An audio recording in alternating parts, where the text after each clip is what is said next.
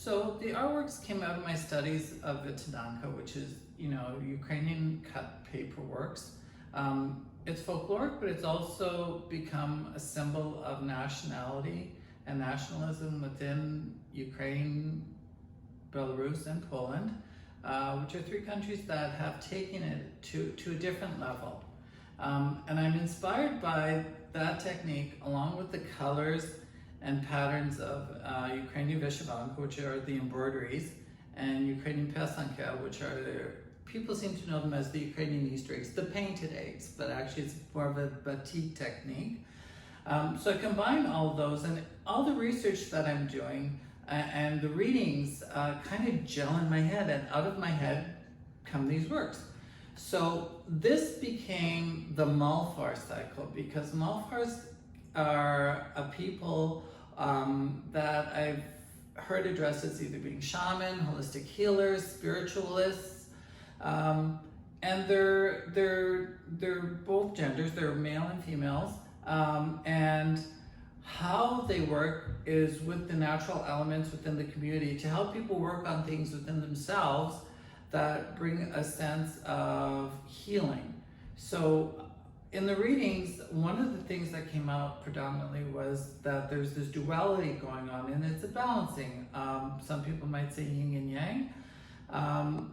And so for the first piece, I did the Puchtok, which is the beginning, and it's a zirka, which is a star in Ukrainian. We call them zirkas.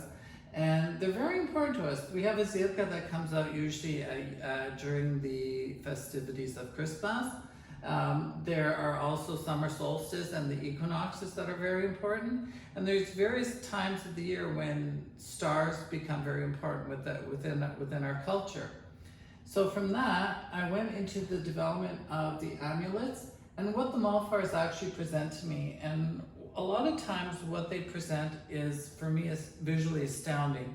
Everything seems to be handmade and very ornate, and yet even in the simplicities of certain things, there's a polish to them and a presentation. And it's not a presentation of I'm better than you, it's more a presentation of, should you see how this is presented, you too can aspire to this. Everybody is capable of beauty. And beauty not in the sense of the esoteric of how you look, but the beauty of the inner person. And I think it's just an external expression of the beauty of the internal soul, which is what the Malfurs, for me, inhabit. And that's my interpretation of them. So we've gone through this cycle of me working through everything that came into my head of how they work and what they work with, they being the Malfurs. So I presented both a male and a female version. This was a Hutzulska shaman from my previous show, which was Studied Dumke, which was Old Thoughts, where I explored mermaids and myths and ancestral beings. And I kept hearing the word Malfur coming out of that, and then realized that they actually exist. They're real people here in the now and time because they still practice. And it kind of gave me a jolt into this part of developing my my Vytynanka works. So from there, I thought, yes, the forest, the lis. Lis in Ukrainian is forest. And from there, I thought these people work in the mountain highlands of the Carpathian Mountains, and they have forest there. So out of the forest, I thought there's an energy and a natural forest coming through. So I thought that was part of the investigation that I had to do with this. And there are four of them in this series. There's Krustanka, which is the beauty, Temnienska, which is a mystery. There's Drposholic, which is kindness, and Nadia, which is hope. And it's all these positive energies from a natural element that I've tried to embody in this part of this series. And then we went to the gratitudes, the Dielka, or the thankfulness. And again, there's four of them. There's Radist, which is joy. There's Tsiamo, which is to appreciate. There's Mir, which is peace. And then there's Shtashtya, which is happiness. So from the gratitudes, I was trying to express the thankfulnesses that people should embody, the positive traits and chakra energies that Malfurs work with. So there's the four of them in that series. And then from there I thought, well, Malfurs must talk to each other and they must get together. So I thought, let's present 3 Malfars in sequence. And so this is where this piece came from. And people have often said that there's an Oriental or an Eastern or an Asian influence within my works. And I can contribute that to a number of readings, Silk Roads, the transferal of cultures and ideas from east to west and west to east, back and forth. And there's a lot of talk of Ukraine being the borderlands, and I've heard this and read this in a lot of different texts.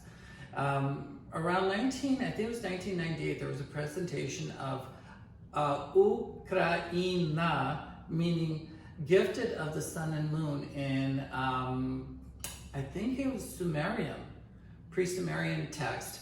And that is something that of a mystery again that I think I'm going to explore further in some works. There are very similar patterns in brocades and in silk designs from India and from China and Afghanistan and the Southeast Asian continent and what is termed Eastern Europe now. So I'm just going to say it's transmigration, and that for me is another mystery that I'd like to explore at some point.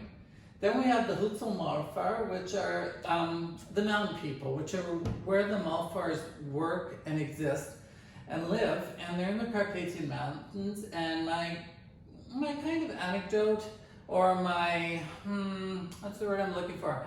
My presentation of the Hutzul Malfur is to use the colors that they use, which is predominantly the black, the whites, the golds, the oranges, with touches of blue and green, which is how this piece came into being.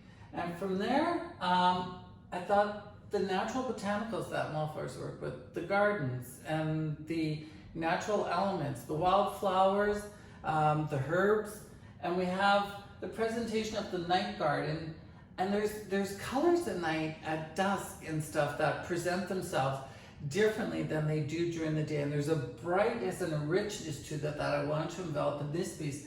And conversely, during the day, there's this brightness of the color against the darkness of the night that is to come. And that is the conclusion being, is this healing, which is where you're totally at one with all the centers of your being. And that is what the presentation of this was. I've included this large last piece that I did, which was the Pamyatatacha, which is the remembering, because there's so much going on in the world right now that we should learn and grow from. And that's the presentation on my show.